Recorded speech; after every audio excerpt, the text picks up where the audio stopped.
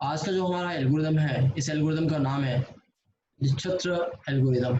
ये हम BCA third में डेटा स्ट्रक्चर के अंदर हम पढ़ चुके हैं और ये हमारा इस सब्जेक्ट बीसीए 42 एल्गोरिदम में भी है।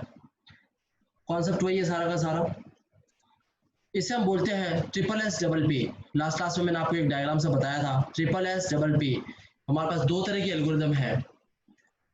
एक एल्गोरिदम ये रही आपके पास में निश्चित्र एल्गोरिदम और दूसरी आपके पास है बेलमैन फोर्ड एल्गोरिदम।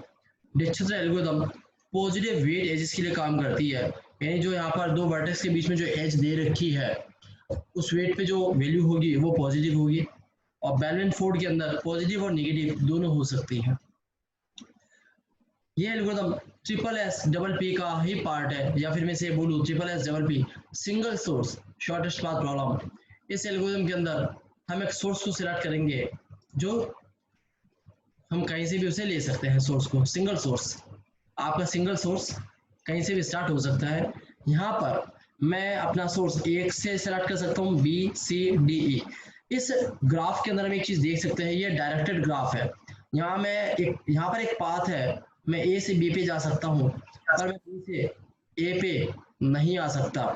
जब मैं ए से बी पे जा रहा हूँ तो इस एज पे जो वेट है वो 10 है, ये पॉजिटिव वेट है।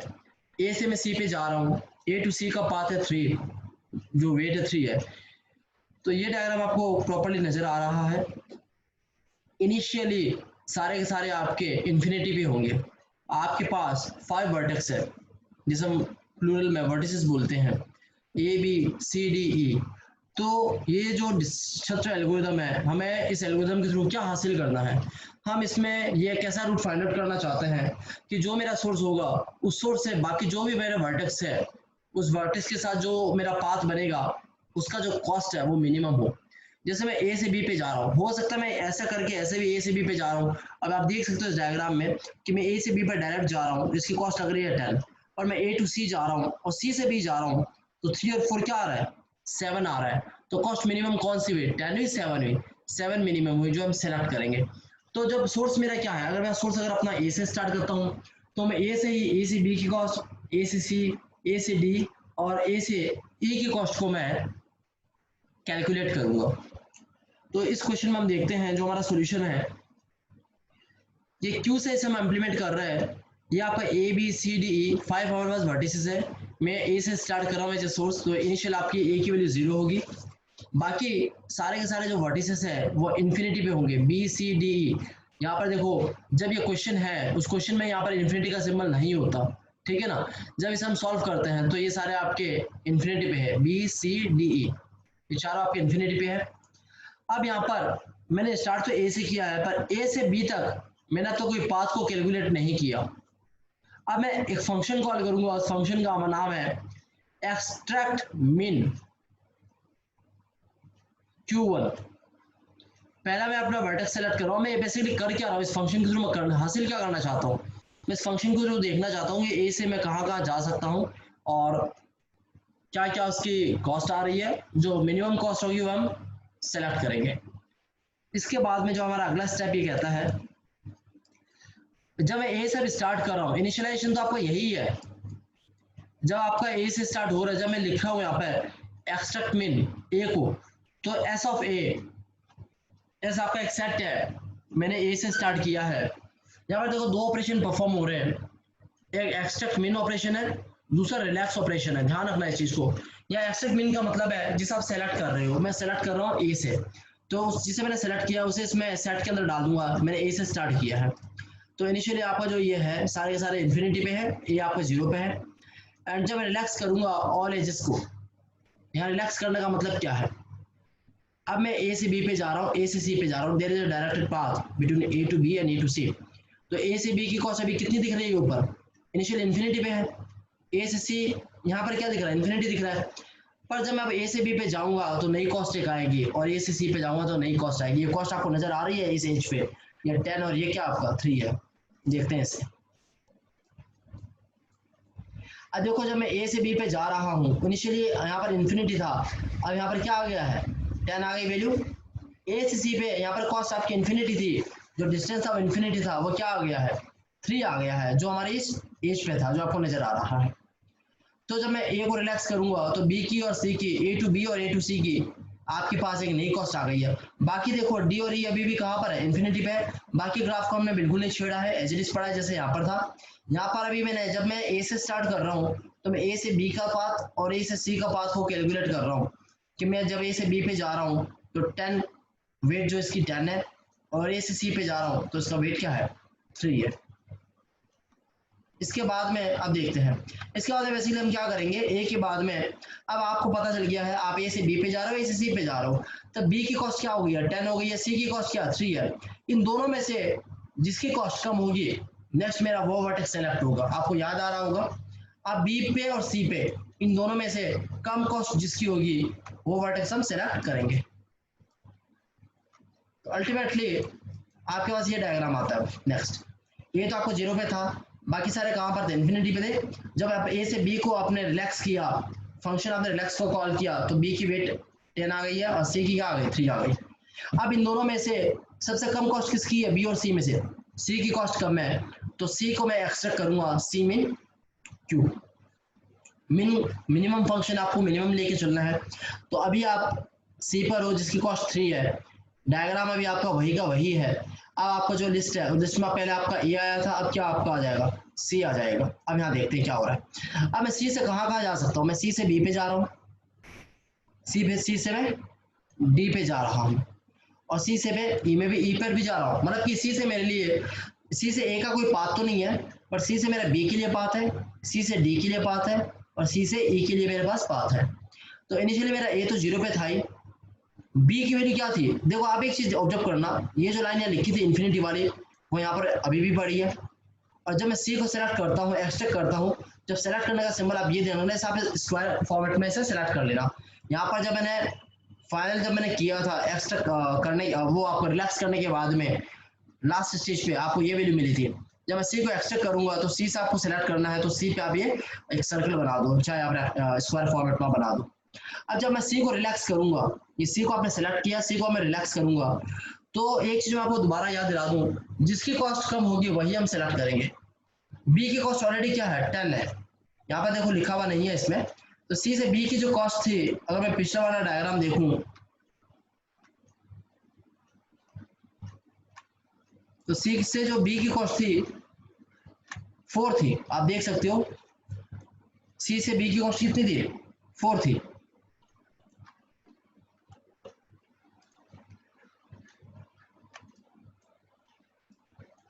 सी से बी की कॉस्ट क्या थी, 4। सी की अपनी कॉस्ट कितनी है, 3 है। ध्यान करना है चीज को। मैं सी से बी पे जा रहा हूं, सो सी से बी की कॉस्ट क्या आ रही है, 7 आ रही है। पहले कॉस्ट क्या थी, 10 थी, नई कॉस्ट आ रही है 7 आ रही है, जिसे मैं एक्सेप्ट कर रहा हूँ। क्यों, क्योंकि ये जो 7 जो नई कॉस्ट आई है ये पुरानी वाली कॉस्ट से क्या है, शॉर्ट है, यानी मिनिमम है। कैसे ये 7 कैसे आया, देखो भाई, जब मैं सी से बी के लिए पाथ की बात करता हूँ, साथ में चेक किया जाएगा सी की अपनी कॉस्ट क्या है। सी की अपनी कॉस्ट है 3, और सी से बी पे जाने के लिए जो मुझे कॉस्ट पे करना पड़ रहा है वो करना पड़ रहा है 4। तो 3 + 4 = 7। इनिशियली यहाँ पर बी की कॉस्ट क्या थी, 10 थी, तो 10 छोटा है या 7 छोटा है, 7 छोटा है, तो यहाँ पर बी पे अब जो वैल्यू आ जाएगी दैट विल बी 7। सी से सी की कॉस्ट अपनी जो है वही रहेगी। मैं सी से डी की बात करता हूँ, डी इनिशियली कहाँ पर था आपका, डी था इन्फिनिटी पे था, तो डेफिनेटली इन्फिनिटी हटके जो छोटी वैल्यू आ जाएगी। और सी से डी की कॉस्ट क्या है, 8 है, सी की अपनी कॉस्ट क्या है, 3 है, तो 3 और सी से डी की कॉस्ट कितनी पड़ रही है, 8 पड़ रही है, तो 3 + 8 कितना हो जाएगा, यानी सी से डी पे जाने के लिए आपको क्या कॉस्ट पे करना पड़ेगा, 11। तो डी की पहली कॉस्ट क्या है, इन्फिनिटी है, नई कॉस्ट क्या आ गई, 11 आ गई है। इन दोनों में छोटा कौन सा है, 11 है, वो हम पुटअप करेंगे। इनिशियली यहाँ पर ई की कॉस्ट क्या है, इन्फिनिटी है, और यहाँ से सी से ई जाने की कॉस्ट है 2 रुपीज है, या फिर मैं बोलूँ 2 है। सी की अपनी कॉस्ट क्या है, 3 है, सी से ई पे जाने के लिए कॉस्ट पे करना पड़ रहा है 2, तो टोटल कॉस्ट कितनी हो गई ई पे जाने के लिए, 5 हो गई है। तो ई की पुरानी कॉस्ट है इन्फिनिटी, नई कॉस्ट है 5, इन दोनों में छोटा आपका है 5, इसे हम एक्सेप्ट करेंगे। तो इनिशियल लेवल पे हमने ए से स्टार्ट किया था, ए के बाद हमने सेलेक्ट किया था सी को। अब नेक्स्ट जो आपका स्टेज है, इस स्टेज पे आपके बी की कॉस्ट है ये 7, डी की कॉस्ट है ये 11, और ई की कॉस्ट है ये 5। इन तीनों में से अब सबसे छोटी कॉस्ट किसकी है, सबसे छोटी कॉस्ट आपकी ई की है 5। सो मैं लिखूंगा relax all the edges leaving E, सभी एजेस को आपको रिलैक्स करना है ई को छोड़ करके, क्योंकि ई से मैं स्टार्ट कर रहा हूँ। देखते हैं अगला अपना जो स्टेज है ई वाला क्या कहता है।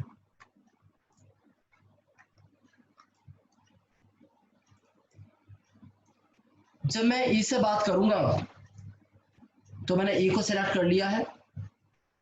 आप देख सकते हो मैं ई से सिर्फ डी पे ही जा सकता हूँ, ई से डी पे ही जा सकता हूँ, ई से और किसी और पे जा नहीं सकता।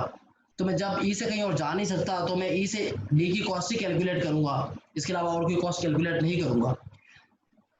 डी की कॉस्ट पहले की क्या थी, कॉस्ट डी की पहली कॉस्ट थी 11, बी की कॉस्ट क्या आई थी, हमारा लास्ट स्टेज में 7 आई थी। ए आपका कवर हो गया था, सी कवर हो गया था। जो आपका कवर हो गया है उसे आप स्क्वायर ब्रैकेट से या स्क्वायर आप सिंबल से आप इसे डिनोट कर दो। अभी आपके पास 3 चीजें हैं, एक बी है, एक डी है, एक ई है। आपने ई को सिलेक्ट किया तो आपके पास बचा क्या, बी और डी।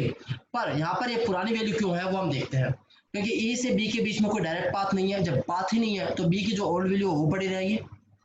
अब मैं ई से डी की बात करता हूँ, ई से डी की कॉस्ट कितनी है 9 है, और ई की अपनी कॉस्ट कितनी है 5 है। 5 प्लस 9 कितनी होती है 14 होती है। और यानी ई से डी पे जाने के लिए आपको क्या कॉस्ट पे करना पड़ेगा 14, और डी की पुरानी कॉस्ट क्या 11 है। तो 11 छोटा है कि 14 छोटा है, 11 छोटा है। तो जो पुरानी वाली वैल्यू है वही रहेगी। इसमें जो नई वैल्यू मेरे पास 14 आ रही है वो रिप्लेस नहीं होगी, क्योंकि वो जो वैल्यू नहीं आई है वो ग्रेटर है देन द ओल्ड वन। सो हमारे पास जो पुरानी वाली वैल्यू है वही पड़ी रहेगी, इसमें नई वैल्यू आपकी रिप्लेस नहीं होगी। समझ आ गया यहाँ तक आपको। नेक्स्ट हम एक स्टेज देखते हैं। अब ई में तो हमें कुछ रिप्लेसमेंट का काम पड़ा नहीं। अब बी और डी दो आपके पास वर्टेक्स बचे हैं, इन दोनों में छोटा आपका बी है, तो बी को हमने सेलेक्ट किया, एक्सेट मीन क्यू। अब आपके जो क्यू है, क्यू में जैसे आपके पास लास्ट स्टेज में ए सी ई था, अब आपके पास नई वैल्यू आ गई है बी। तो जब मैं बात करता हूँ यहाँ पर अब बी के बारे में, तो बी से आप देख सकते हो मैं बी से कहाँ जा सकता हूँ, मैं बी से सी पे जा सकता हूँ और बी से डी पे जा सकता हूँ। इसके अलावा मैं बी से कहीं नहीं जा सकता।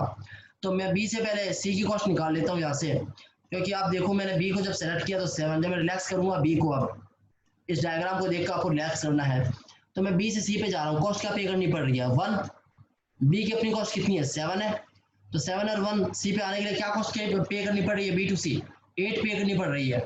जो बड़ी है सी की पुरानी कॉस्ट क्या है 3 है, यहाँ देखो सी की पुरानी कॉस्ट क्या है 3 है। और अब मैं बी से जब मैं सी पे आ रहा हूँ तो मुझे 8 पे करना पड़ रहा है। क्यों, क्योंकि बी की पुरानी कॉस्ट है 7, बी से सी पे आने के लिए आपको 1 पे करना पड़ रहा है। सो 7 प्लस 1 8 हो गया है, इसे हम रिजेक्ट कर देंगे। तो सी की जो पुरानी ओल्ड कॉस्ट है 3 वही आपकी बनी हुई रहेगी, सी की आपकी ओल्ड कॉस्ट 3। आप देख सकते हो इसमें मैंने कोई चेंजेस नहीं किया। अब जब मैं बी से डी की बात करता हूँ, और डी की कॉस्ट क्या अभी करंटली 11 है। जब मैं बी से डी की बात करता हूँ तो बी से डी की कॉस्ट कितनी आ रही है 2 आ रही है। साथ में बी की अपनी कॉस्ट कितनी है 7 है, 7 प्लस 2 कितना होता है 9 होता है। पुरानी कॉस्ट क्या 11 है, 11 छोटा है कि 9 है। ये जो अभी नई वैल्यू मेरे पास आई है 9, ये छोटी है देन द ओल्ड वन। तो जो नई वैल्यू है उससे मैं इसे रिप्लेस कर दूंगा, दैट विल बी 9। तो पुराने वाली वैल्यू डी की 11 थी, करंट वैल्यू क्या आ गई है 9 आपके पास आ गई है। फाइनल वन, अब आपके पास एक ही वर्टेक्स बचा है दैट इज डी। आपने डी को एक्सट्रैक्ट करोगे, डी आपके पास ये रहा। आप डी से सिर्फ ई पे जा सकते हो और कहीं नहीं जा सकते। तो डी को मैंने क्या किया है एक्सट्रैक्ट किया है, आप देख सकते हो। और डी से मैं कहीं जा ही नहीं सकता। डी से मैं अगर ई की बात करता हूँ तो ई की कॉस्ट 5 है, डी की अपनी कॉस्ट है 9, डी से ई पे जाने के लिए कॉस्ट पे करना पड़ेगा 7, 9 plus 7 equal to 16। So 16 is greater than 5, तो आप इसे हम रिजेक्ट कर दोगे। तो आपके पास जो पुरानी वाली वैल्यू है वही बनी हुई रहेगी। तो आपका सीक्वेंस क्या बना, क्या पहले ए को विजिट करोगे, ए से सी पे जाओगे, सी से ई पे जाओगे, ई से आप बी पे जाओगे, ई से बी का पाथ बनेगा एंड देन आप डी पे जाओगे। तो जो सबसे छोटी कॉस्ट है वो आपको मिल रही है। इसमें मैं आपको एक चीज और समझाता हूँ। ये क्वेश्चन हमारे यहाँ खत्म तो होता है। अगर मैं आपसे सवाल करूँ अब यहाँ पे देखो भाई, अब यहाँ पर एक चीज आपके सामने क्लियर हो रही है। अगर मैं ए से ए पे जाता हूँ तो 0 कॉस्ट पे करना पड़ेगा। मैं ए से बी पे जाता हूँ 7, ए से सी पे 3 में पहुंच जाऊंगा। मैं ए से डी पे जाऊंगा तो 9 में पहुंचूंगा, और ए से ई पे जाऊंगा, सिंगल सोर्स था ना, तो मैं सोर्स से चेक करूंगा मैं ए से डी पे कितनी कॉस्ट पे पहुंच रहा हूँ 9 में, और ए से ई पे मैं कितने कॉस्ट पे पहुंच रहा हूँ 5 पे पहुंच रहा हूँ मैं यहाँ पे।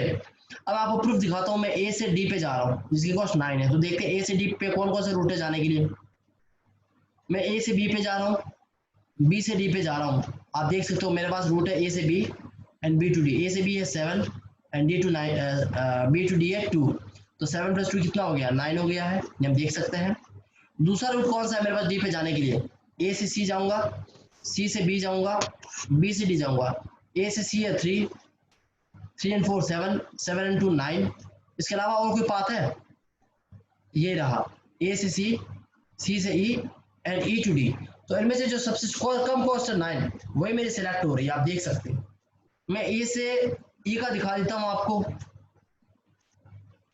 मैं ए से अगर ई पे जाना चाहता हूँ तो एक पाथ ये हो गया, ए टू बी जाऊंगा 7, बी टू सी 1 आ गया 8 हो गया, सी टू कितना हो गया 2, 8 and 2 कितना हो गया 10 हो गया, एक तो बात ये हो गया A to B, B to C, C to E, इसकी कॉस्ट आ रही है 10 आ रही है। दूसरा कॉस्ट है मेरे पास ए to C, C to E, इसकी कॉस्ट आ रही है 5, तो 5 छोटा है या 10 छोटा है, 5 छोटा, आप देख सकते हो जो छोटी वैल्यू है वो हमारे पास यहाँ पे है।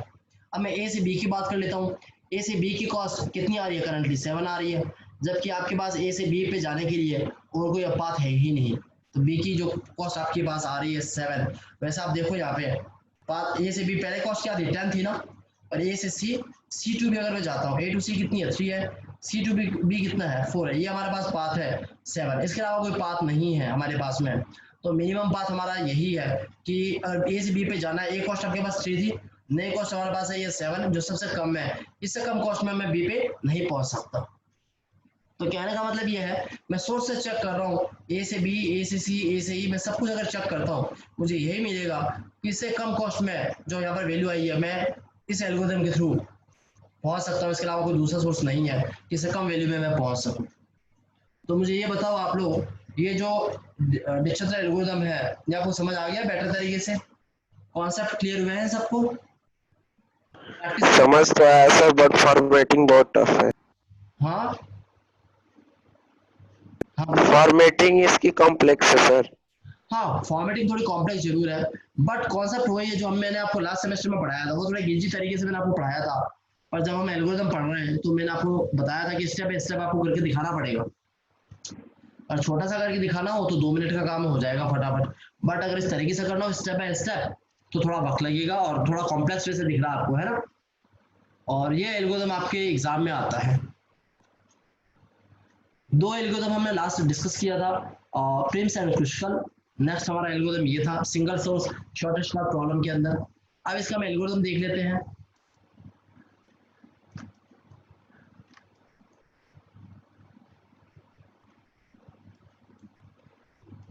बस ये आपका एल्गोरिथम है, डिस्ट्रक्टर एल्गोरिथम। फंक्शन का नाम लिखा मैंने, ग्राफ पास किया है, ग्राफ पे वेट पास किया है, और ये एस पास किया है। एस का मतलब है सोर्स, मैंने यहाँ पे क्या पास किया, सोर्स पास कर दिया। Graph, weight and source. Graph क्या है, ग्राफ का मतलब है V and E, vertices and edges मैंने पास कर दिया। स्टेप 1 में मैंने इनिशियलाइज करवाया सिंगल सोर्स को, एस को मैंने इनिशियलाइज करवा दिया। इनिशियलाइज करवाने का मतलब है एनी आर्बिट्री वर्टेक्स जिससे आप अपना काम शुरू करना चाहते हो वो उस ग्राफ का ही पार्ट होगा। इनिशियली सोर्स आपका 5 है, क्यू में आपके पास क्या है, वर्टिसेस ऑफ जी है। जितने भी क्यू में अभी आपने देखा जो हमने क्वेश्चन सॉल्व किया है उसमें जो वर्टेक्स आपने सेलेक्ट की थी वो हम क्यू में लिखते जा रहे थे कि जो वर्टेक्स आपने सेलेक्ट कर ली है जिस सीक्वेंस में आपने की है उस सीक्वेंस में आप जो वैल्यू पुटअप कर रहे थे, यानी जो वर्टेक्स आप पुटअप कर रहे थे क्यू में पुटअप कर रहे थे। सो वर्टिसेस ऑफ जी, ये आपकी लिस्ट बन गई है क्यू। लूप चल रहा है आपका while Q not equal to 5। Loop तब तक चलेगा जब तक आपका क्यू 5 नहीं हो जाता, यानी क्यू आपका एम्प्टी नहीं हो जाता, तब तक हम लूप चलाते रहेंगे। व्हाइल के बाद आपका डू लगता है, आपको पता ही है। एंड अब देखो यहाँ पर 2 फंक्शन मैंने आपको बताया था, रिलैक्स और मिन वाला। एक्सट्रैक्ट मीन, आपने कोई वर्टेक्स सेलेक्ट किया है, एक्सट्रैक्ट मीन क्यू में से एक वर्टेक्स आपने निकाला, बस आपने यू में स्टोर करवा दिया है। जो भी आपका सोर्स था, सोर्स यूनियन ये यू जो आपने वर्टेक्स सेलेक्ट किया उसे आपने ऐड किया, सोर्स में डाल दिया, क्योंकि आप वहां से पाथ चेक करोगे। For each vertex small V है, ये आपका सबसेट है, belongs to adjacent to V. ये जो आपका वी आपका एक वर्टेक्स है उसके एडजेसेंट में जो वर्टेक्स होगा उसके लिए आपने लूप चलाया है। डू रिलैक्स, या रिलैक्स करने का मतलब क्या है, कंप्लीट पाथ देखना कि आप ए से कहाँ जा सकते हो। ए से आप बी पे गए, ए से आप सी पे गए, ए से आप डी पे गए, जो भी आपके पास पाथ है अवेलेबल। तो रिलैक्स करना मतलब रिलैक्स करने का मतलब है आपके पास हाथ में जो अभी एक्सट्रैक्ट जो आपने वर्टेक्स किया है उस वर्टेक्स से लेकर के जो अदर आपके नेबर वर्टेक्स है उसमें जो डायरेक्टेड पाथ है वो पाथ जो आप सेलेक्ट करते हो या जो कैलकुलेशन करते हो दैट इज कॉल्ड रिलैक्स करना। U V and W, W आपका वेट है, यू और वी क्या आपका पाथ है, यानी एज आपकी। ये थोड़ा सा कॉम्प्लेक्स एल्गोरिदम है, डिच्छत्र इतना आसान नहीं है। जब इसे आप एक दो बार खुद से करोगे आपको आसान लगेगा, जब तक आप खुद से सर एक करोगे। बार और रिपीट कीजिएगा सर। एल्गोरिदम या क्वेश्चन वो एल्गोरिदम सर। दोबारा देख लो। आपको दो तीन बातें ध्यान रखनी है। हमारे पास इसमें मेजर दो फंक्शन है, एक तो एक्सट्रैक्ट मीन है और दूसरा आपको रिलैक्स करने का फंक्शन है। डिच्छत्र के अंदर ग्राफ पास किया, वेट पास किया, सोर्स हमने पास किया है। इनिशियलाइज किया मैं सिंगल सोर्स को, ग्राफ को आप इनिशियलाइज करोगे, एस आपका क्या है, सोर्स है। इनिशियली एस को आपने क्या लिखा, फाइल लिखा। ये वाला स्टेप वन से पहले का स्टेज है, जो स्टेप वन मैंने किया है उससे पहले का स्टेज है। इनिशियली आपका सोर्स क्या है, फाइल है। जितने भी आपका वर्टिसेस ऑफ ग्राफ है क्यू में शो करवा रहा हूँ, ठीक है, जितने भी वर्टिसेस ऑफ ग्राफ है किसमें शो करवा रहा हूँ, क्यू में। अब आपके पास मान लो जो हमारा पिछला जो क्वेश्चन था उसमें मान लो 5 वर्टेक्स थे, वो पांचों वर्टेक्स को किसमें शो करवा रहा हूँ, क्यू में शो करवा रहा हूँ। देन मैं लूप चला रहा हूँ while Q not equal to 5। Loop तब तक चलेगा जब तक आपका 5 नहीं हो जाता। डू एक्सट्रैक्ट मिन, तो आपको पता है जैसे कि मैंने अभी क्वेश्चन में करवाया था, जिस वर्टेक्स से आपको सेलेक्ट करना है, जिस वर्टेक्स से आपको काम शुरू करना है उसे आपको एक्सट्रैक्ट करना है। और ये जो आपका वर्टेक्स होगा ये मिनिमम वेट वाला होगा। तो क्यू में से जिसकी जो क्यू में से जिसका वेट कम होगा वो आपने सेलेक्ट किया, उसे आपने यू में स्टोर करवाया है। ऐसा आपका सोर्स है, मैं दोबारा आपको याद दिलाऊंगा, सोर्स यूनियन यू, जो आपने वर्टेक्स सेलेक्ट किया है उसे आपने यूनियन करोगे, क्योंकि वो भी अब आपके साथ शामिल हो चुका है। जो एक नई लिस्ट आपकी बन रही है कि आपके पास पहले सोर्स से आपने काम शुरू किया था, फिर आपने जो एक्सट्रैक्ट किया वो अगली बार जब आप एक्सट्रैक्ट करोगे तो एक नई लिस्ट आपकी बनती चली जाएगी। जो जो वर्टेक्स आपके सेलेक्ट हो गए वो सिलेक्टेड चोजन वैल्यू में आ गई। जो मैंने आपको ग्रेडी टेक्निक पढ़ाई थी, आपको गिवन वैल्यू चोजन वैल्यू, तो ये आप चोजन वैल्यू वाला काम कर रहे हो कि जो जिस आपने चूज कर लिया है, या आपकी एक लिस्ट नहीं बन जाएगी एस। अब आप लूप चलाओगे for each vertex V, small V आपका है सबसेट है सारे सारे के सारे वर्टेक्स का, belongs to adjacent to U. Adjacency का मतलब क्या है, अब मैं ए से बी पे जा सकता हूँ, ए से सी पे जा सकता हूँ, और ए से डी और ई पे नहीं जा सकता, जो पिछला भी हमने क्वेश्चन किया है। दैट इज कॉल्ड एडजेसेंसी, कि मैं ए से बी के बीच में अगर डायरेक्टेड पाथ एक है, अगर मैं ए से बी पे जा पा रहा हूँ तो मैं बोलूँगा कि ए और बी के आपस में एडजेसेंट है। तो जो जो एडजेसेंट है उसे आप सेलेक्ट करोगे। जो एडजेसेंट आप पहले फाइंड आउट करने के बाद में आप रिलैक्स करोगे उनके वेट को लेकर के। यूवी आपका क्या है, वर्टेक्स है, जिससे आपकी एक एज बनेगी और साथ में उस एज पे क्या है आपको वेट मिलेगा। फिर हम रिलैक्स करने में क्या करते हैं, रिलैक्स प्रोसेस में क्या काम होता है, हम कंपैरिजन तो कर रहे हैं कि पुरानी वेट क्या आ रही है और हमारे पास नई वेट क्या, दोनों में जो मिनिमम हुए वो अब हम सेलेक्ट करें।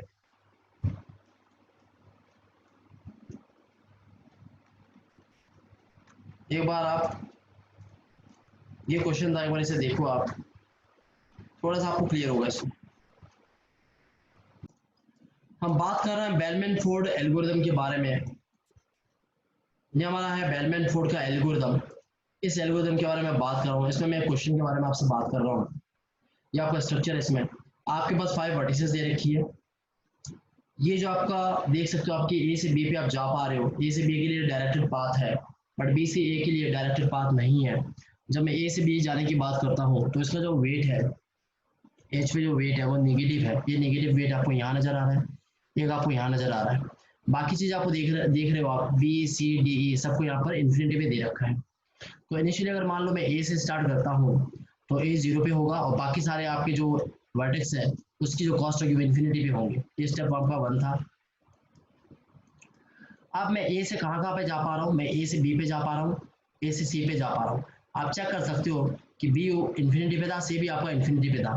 तो एक एक स्टेप करके काम होगा। जब मैं ए से बी पे जा रहा हूँ, ए से बी की कॉस्ट क्या -1 है, बी क्या था इन्फिनिटी पे था, तो ए की अपनी कॉस्ट क्या है 0, 0 -1 कितना हो जाएगा, -1 हो जाएगा।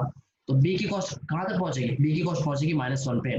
तो मैंने बी की नई वैल्यू रखी है पर -1 which is smaller than the infinity. Next step, अब मैं ए से सी पे जा रहा हूँ, ए की अपनी कॉस्ट 0 है, सी की कॉस्ट है 4, तो इन्फिनिटी छोटा या 4 छोटा, 4 छोटा है। तो यहाँ पर अगले स्टेप के अंदर मैं अब इन्फिनिटी को हटा करके यहाँ पर रख रहा हूँ 4, क्योंकि यहाँ पर इन्फिनिटी था लास्ट स्टेज के अंदर, क्योंकि ए से मैं फाइंड आउट कर रहा हूँ, ए से मैं रिलैक्स कर रहा हूँ एच को। तो ए से जब मैं सी पे जा रहा हूँ तो आप देख सकते हो इन्फिनिटी है, पर ए से सी की कॉस्ट कितनी है 4 है, ए की अपनी कॉस्ट क्या है 0, 0 plus 4 equal to 4 which is less than infinity. तो इसलिए आपको इन्फिनिटी हट करके यहाँ पर आपका 4 आ जाएगा। आप देख सकते हो इस डायग्राम में। यहाँ तक तो किसी को मुझे लगता नहीं कोई दिक्कत है। नेक्स्ट, अब आपके पास ए का काम आपका खत्म हो चुका।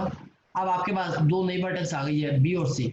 बी और सी में इन दोनों में छोटा कौन सा है? बी छोटा है, -1 है, सी बड़ा है। अब मैं काम शुरू करूंगा बी से। अब देखो मैंने बी से काम शुरू किया, दैट इज बी इज -1। अब मैं बी से काम शुरू करता हूँ, तो बी से मैं कहाँ कहाँ पे जा पा रहा हूँ देख सकते हो।